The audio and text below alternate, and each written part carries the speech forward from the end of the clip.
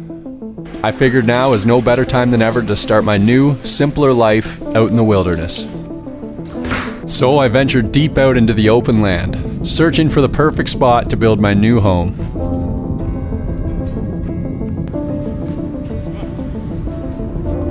After walking for hours, I found the perfect spot, completely void of civilization, nothing but fresh air and open space. So I began tracing out the floor plan and clearing the land.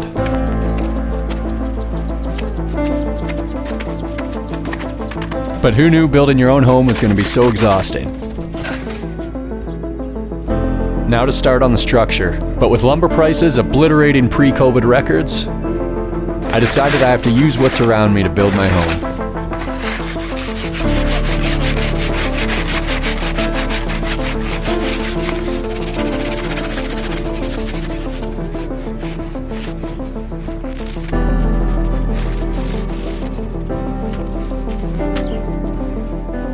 After laying a few blocks, I realized that minus 15 is way too hot to be wearing all this winter gear.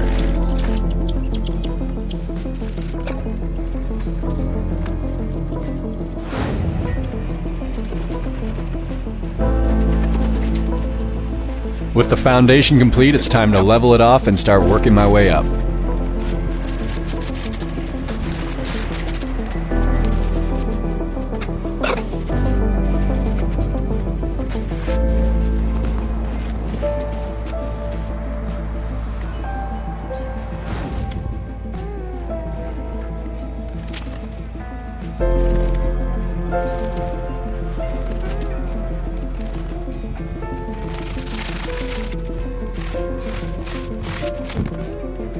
Throughout the video, you'll start to notice people popping in and out from the local tribe that were just so eager to help, though their help was usually short-lived.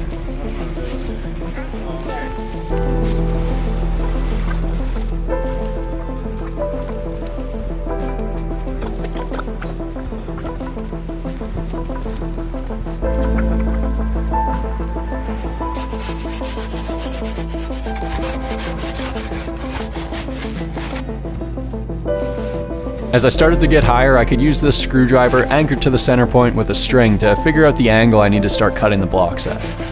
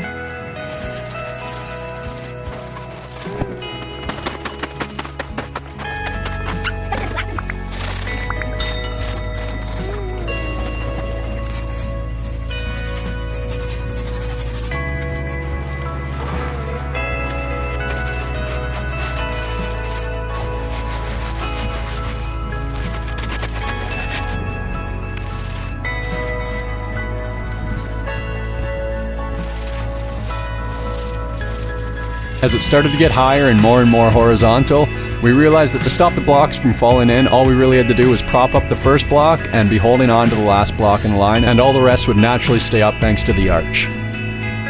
Once the last block was wedged in place, the whole layer would naturally support itself.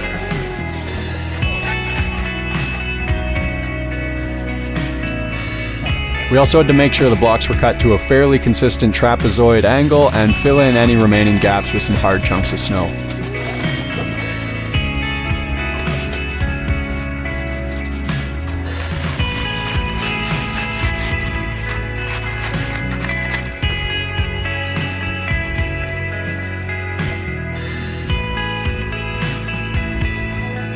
As the sun set on my first 8 hours of work, I had 90% of the structure of my new home completed.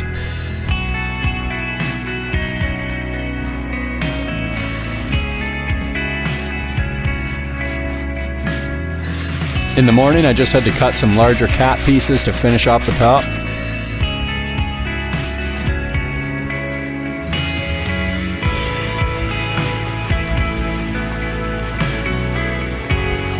And mix up some slush to mortar in all the gaps.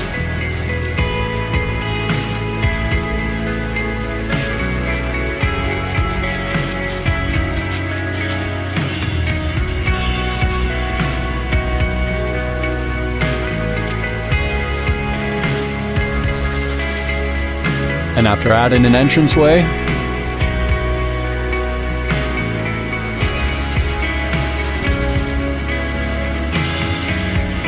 the structure of my new home is now fully complete. Now to the inside.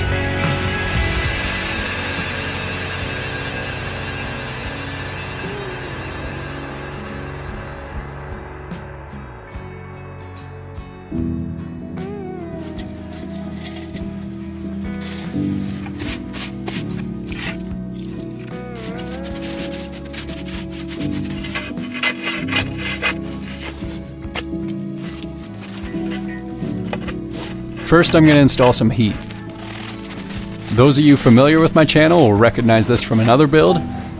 I made it to be a portable wood-fired pizza oven, but it's actually going to make a perfect wood stove. I did a whole video on building this, so I'm going to leave a link to that up in the top right corner.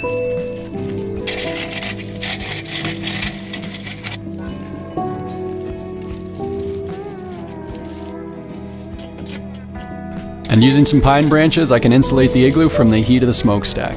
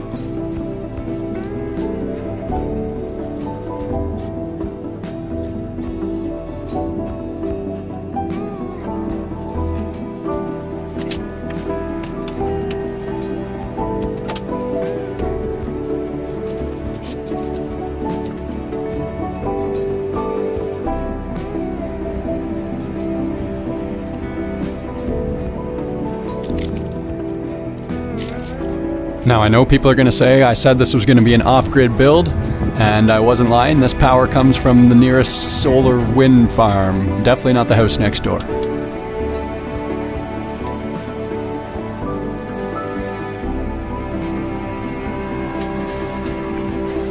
So for a table, I had an idea to do an ice slab countertop. So here I'm just using some foam insulation and some silicone to whip up a quick mold for some water.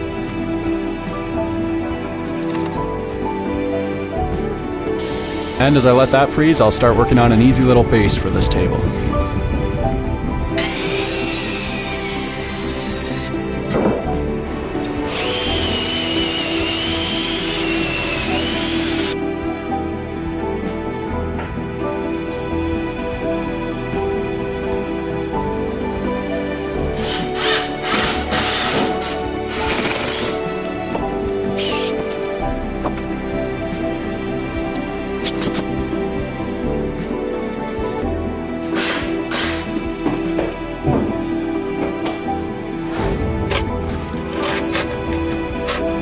A day later, my solid slab plan didn't quite pan out, but it's still about 1 inch thick, so I'm just gonna cheat and use some plywood underneath and then use some slush to pack it around the edges and let that freeze up so it looks a lot thicker.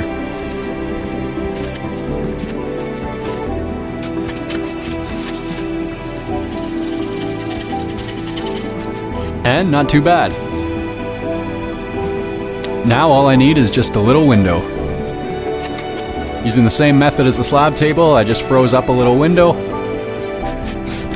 cut a hole, and used some slush to mortar it into place.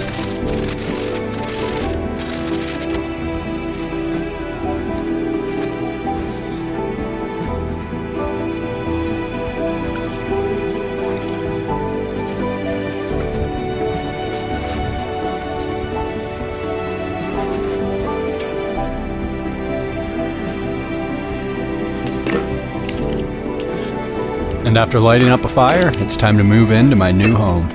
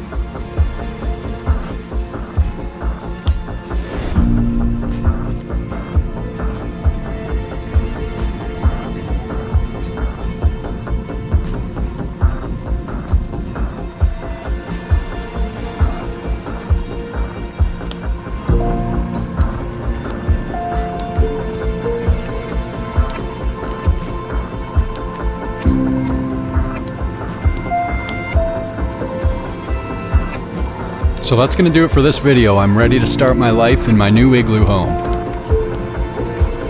Let me know what you think of this place by recommending the most ridiculous thing you could think of to put in an igloo below. And who knows, maybe I'll do it.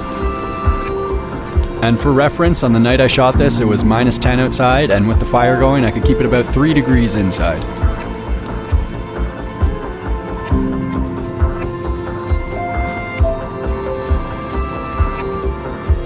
Also, I know what you're thinking, and don't worry, I have a framed picture of Wayne Gretzky over every entry and exit point like every self-respecting Canadian should.